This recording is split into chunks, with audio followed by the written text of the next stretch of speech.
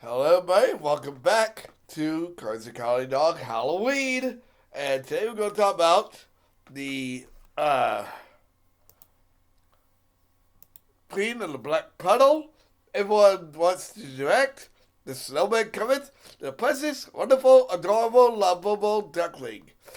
So, first episode, which is the Queen of the Black Puddle. So, in this episode, a rainstorm has just stopped, and a puddle is left behind, and it stayed behind for quite a while, and there is a queen of this black puddle. Now, this black puddle is unlike any other puddle because it houses something different than any other puddle has ever had. So, what's it doing and why is it there? Well, there is this, like I said, there's this queen. And I'll tell you why she's there and why she wants Eustace as her husband. So, while this puddle's there, this woman, this queen, I should say, always comes out of little drops of water. Like sometimes it's coming out of a faucet, sometimes it's coming out of a bathtub. It's just different. Anyway, Muriel doesn't really notice anything is different until Eustace actually starts doing certain things. Like there's a point, at one point in the episode, he isn't really he's phased by the magic because the queen sprays him with some kind of water, which I guess hypnotizes him. But of course, later on in the series, they he says, "I can't be hypnotized." Apparently, he can. So anyway, she continues to kind of go after Eustace, and there is like each time Courage tries to tell Muriel that this monster is trying to get a hold of Eustace, she goes away. And at one point, she finally says, "We really need to get you to a doctor." Anyway, they go to bed, and this woman takes Eustace away and puts him in in the same puddle. So, the next day comes, and Muriel misses Eustace. Well, obviously, because she's his wife. So, Courage tries to cheer her up. That way, he says I have to worry about Eustace anymore. But he decides, okay, it's time to go get Eustace back, even though he doesn't want to. But by now, since this woman has come out, went back to a water hole, the puddle has begun to sink. So George goes in, and he goes up to this castle, this underwater castle, excuse me, and he looks at the necklace that she's going to give Eustace. And he's like, "I think I saw that somewhere before." And he looks around, and there's bones with the same necklace. It's got shells on it. And this thing is a fish or shark. I think it's supposed to be a piranha, maybe. But so he takes Eustace, and finally he and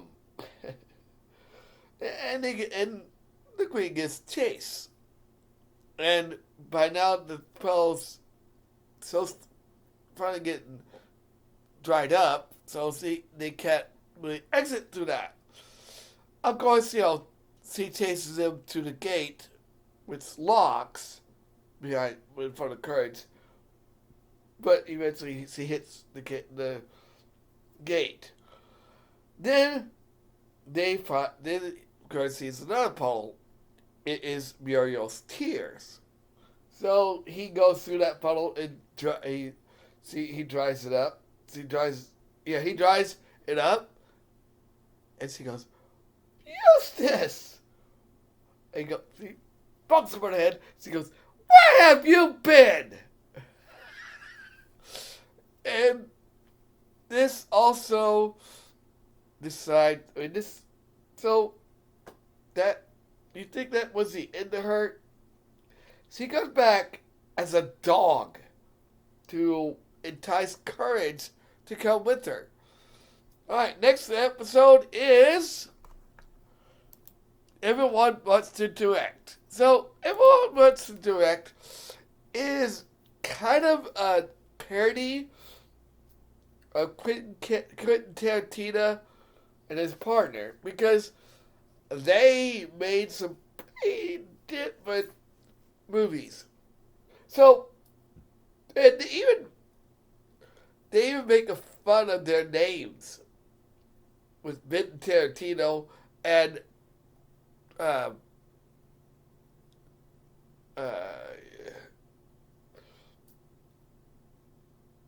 Volkheim. So, this episode, and this won't be the only time we see this zombie either. We'll see him in another episode called, I don't remember the name of it, but it's in a later season. So, this zombie, Quentin Tarantino, wants to film a movie. And I'm going to tell you right now, this movie isn't really a movie. So, he tells that he wants to film a movie in that farmhouse. And there's a reason for that. So, he wants to direct a movie called Zombies of the Revenge of the Zombies from Under the Farmhouse. And they go downstairs to the basement, and he, does his director thing. He looks around and sees what's going on. And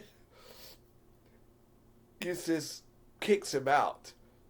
So Courage goes to the attic where his computer is, and he looks up the Quentin Tarantino, and Greer's like, I'm sorry, I do not know a name of any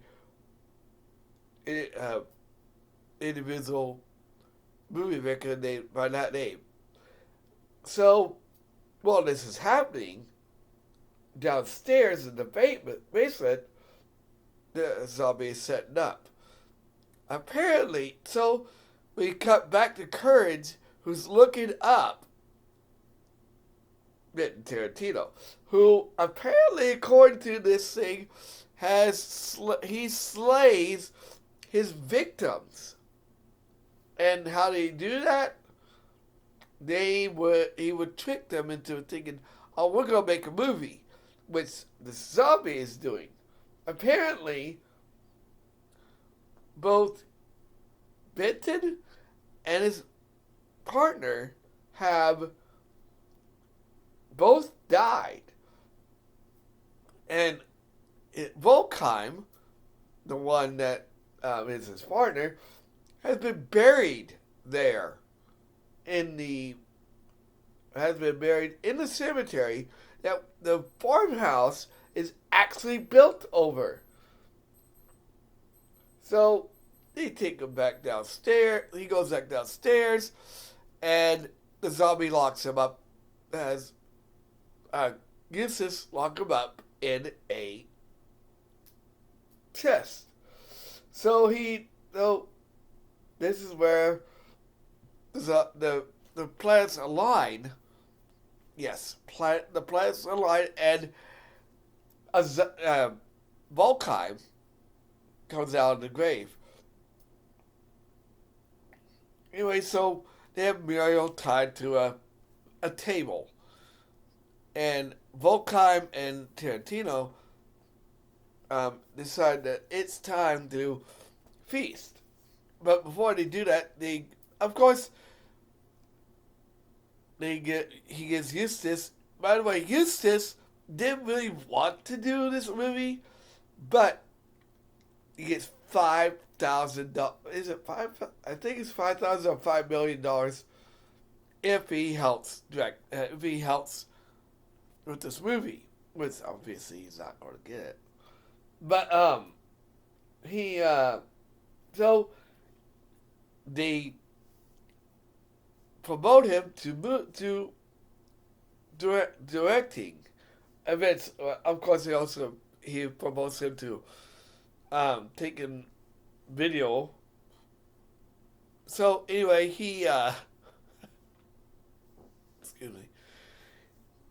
They finally get ready to feast on Muriel, and he says, "Hey, I can't get out of the way. I can't see Muriel's face." So during all this, Courage is inside the trunk. Rewrites the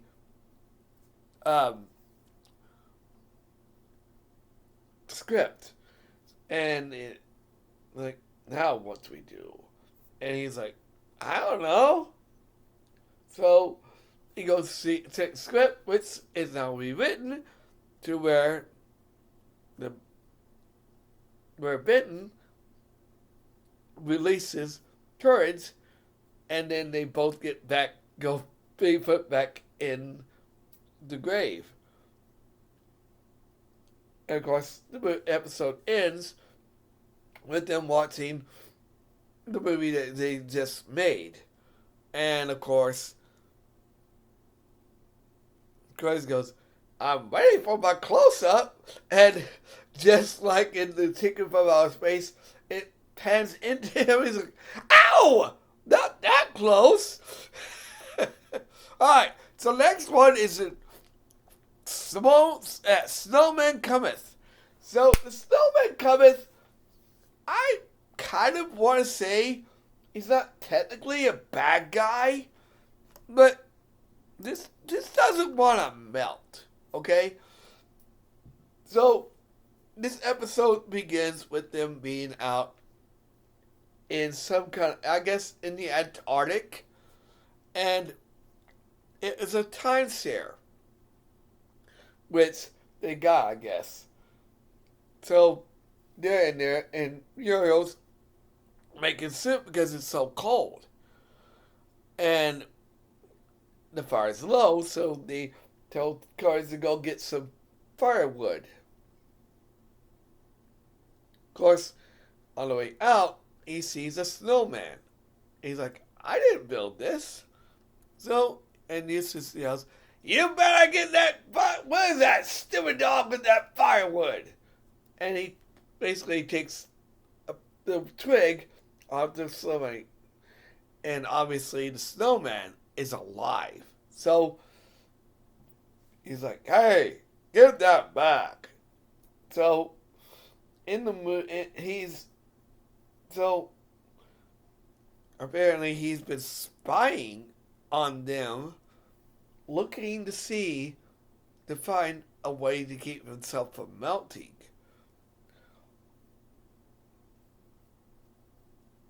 So,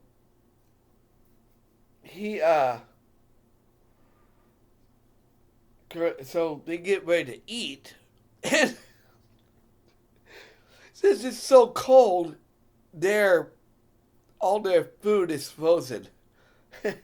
The spoons get frozen to the soup, and Corage's tongue gets frozen to it. But the snowman is seen outside. So he goes back to his cave, and he talks about all the snowmen that used to be with him. And he's like, if I don't get this way I will begin to melt. And he has made a new concoction, and all he needs is the anti-melting gene of a human. Now, I don't know what the heck that is, but apparently it keeps humans from melting. So, he goes back to the igloo that they're at, and he takes both Isis and Muriel while making courage and fall into the ice, which already broke apart. So, by the time Courage is out of that water, he's already taken Eustace and Muriel. So, he's got this little... So when Courage goes to see Eustace and Muriel, he has a little faucet on the heads. And he's extracting Eustace's anti-melting gene. And he does. And just as he's about to drink the anti-melting gene, Courage comes in and basically knocks into him. By the way, there's a funny scene before this where he's like, "Bus!" And he he's the dog. So he goes down there and he knocks the snowman's gene out of Snowman's body. "You stupid dog! Look what you did!" And Eustace says, "That's what I tell him all the time. You stupid dog! You stupid dog!" So he goes to Muriel, but before he does, Courage takes Muriel away, and by this time they go out, and by this time Courage is in the snowman starts going down the hill, and there's a lake. But at this time, Courage had by the way, there's a scene where he traps him in icicle, but he licks him away. So he decides he just keeps going down, and Courage breaks the ice, and the snowman falls, and he goes, "No, no, no!" But by this time, Eustace starts feeling warm, which is not a good thing. So, and by the time they were getting ready to leave, the snowman comes back as an ice cream. You go, "Oh, the first was a snowman, not too shabby." And by the end of the episode, Eustace had become a puddle. Obviously, because he doesn't have the anti-melting gene anymore. But Sip is going to rescue them, and Courage basically sops him up with a sponge. And by the end of the episode, they're sitting at home, and Eustace is seen in the bowl. And it's just liquid. Alright, so now it's let's see, what is it called again? Because I'm going to, the Precious, Wonderful, Adorable, Lovable, Ugly, Precious, Wonderful, Adorable, Lovable Duckling. So, this episode, I wouldn't say the duckling is evil, but he has a tendency to get a little jealous of Muriel. So, the episode begins with a bunch of ducks flying south for the winter, obviously, or maybe north for the summer. But I think they're going south because it's nowhere, and nowhere is all the way in the south. So Courage finds this little egg that's left behind by ducks. Actually, it's somewhere in Kansas, so they go north. Anyway, despite that, scratch that. Okay, so anyway, decides to go and take this egg and give it a good home. Now Eustace, being hungry, wants his egg for breakfast. So he cracks it and up pops his duckling. And he's like, oh, that stupid dog, give me a rotten egg! Trying to poison me. So, the duckling, he goes, wait a minute. He kicks Courage with a boot, which obviously breaks his leg. Now, how it heals later on, I don't know. So, he goes up, used to go, Mama! And he's like, ha ha ha! So, the entire episode is this is Duckling just being jealous of Muriel. Well, the first time he's being jealous of her is they're downstairs,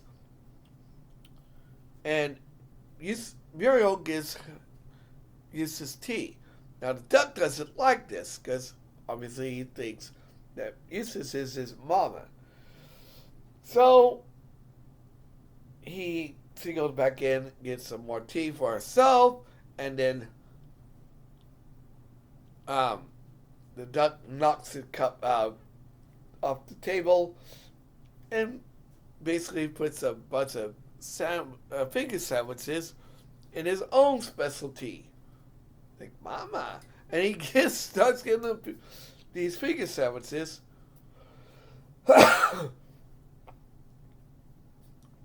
Tea. And Courage, stops him. He throws in the tea that he knocked out of his hand. And Eustace says, hey, leave that duck alone. He's my pal. So, the next part is where he basically starts sawing the rocking chair that Muriel's in. The back part. Basically go back and forth. And Kurt stops him again, only for that precious, adorable, lovable duckling starts crying for Eustace again. And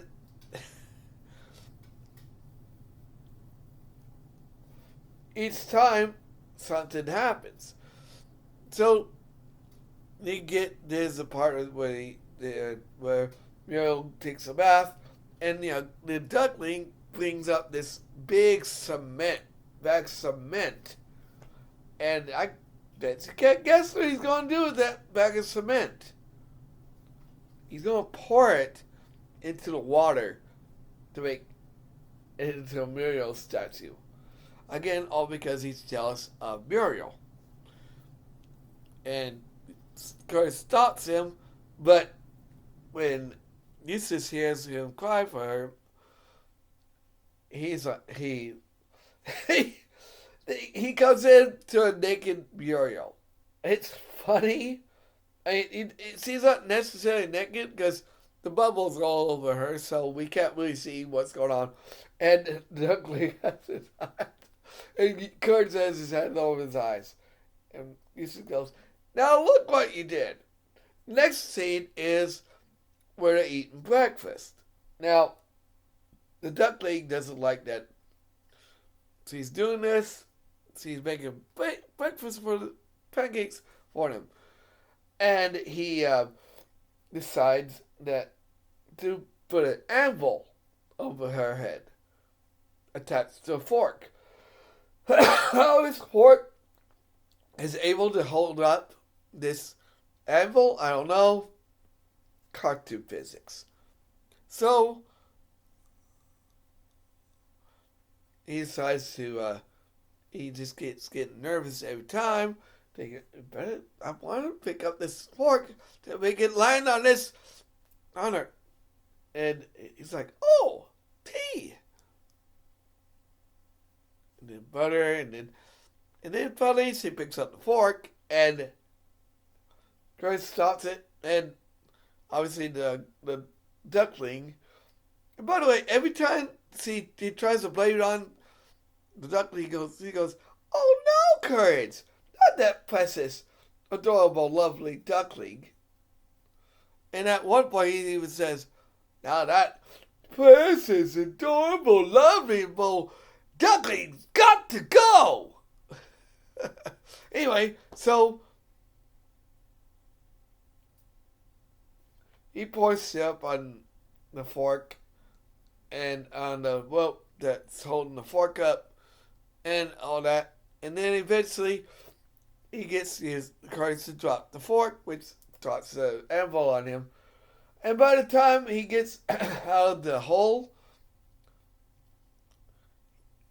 the duckling has tied Muriel to the rocket. Where he got this rocket, I don't know. It's cartoon physics.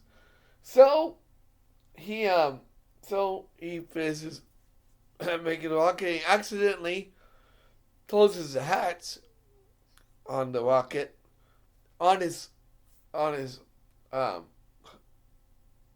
wing, and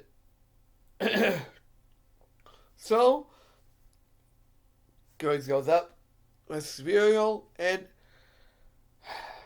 he feels sorry for him. So he tries to get him out of there. But before that, Eustace is like, hey, leave that duck alone. And they both take off. And they fly to the moon. Eustace and Duck, I mean.